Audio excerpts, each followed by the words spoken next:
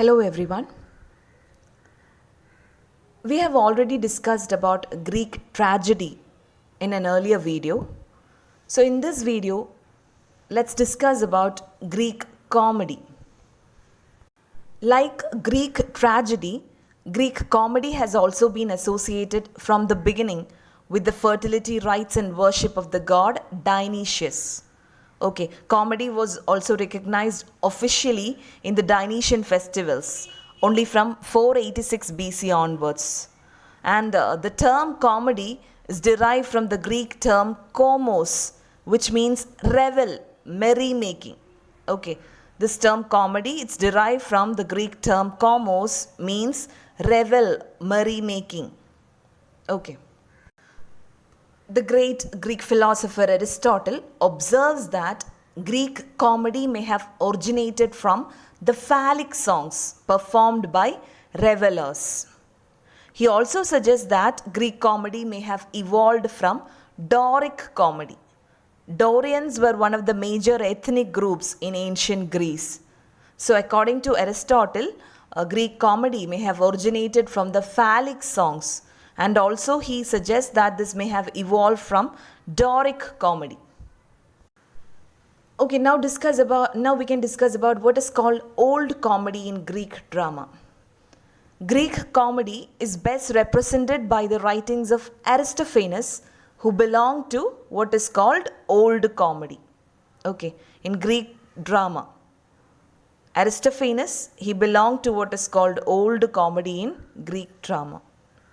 And his comedies would be considered vulgar and indecent by modern standards, but it combined fine lyric verse, dance, satire, social comment, fantastic plots, and remarkable characters. He was actually a fearless dramatist, and he satirized famous playwrights like Sophocles in his play like The Clouds. Okay, in the play The Clouds, he satirized the famous playwright Sophocles, and in his plays The Frogs, he satirized Euripides. Okay, so he was a fearless dramatist, and his mastery of language was perfect. He made fun of the ordinary Athenian by using him as a character in his plays. Okay. Then middle comedy. Middle comedy in Greek drama differs from old comedy in three ways. Here the role of the chorus was diminished to the point where it had no influence on the plot. This chorus had no influence on the plot. And public characters were not impersonated or personified on stage. And the objects of ridicule were general rather than personal, literary rather than political. So it differs from old comedy in all these ways. The role of the chorus was diminished, and public characters were not impersonated, and the objects of ridicule were general and also literary. Okay, and none of the dramatic works of this period survived. And the next one, new comedy, it followed the death of Alexander the Great in 323 BC, and it lasted throughout the reign of the Macedonian rulers, ending about 260 BC. So the greatest Greek playwright of this period was Menander. Okay, Menander is the greatest Greek playwright of this period, and his themes were more social than political.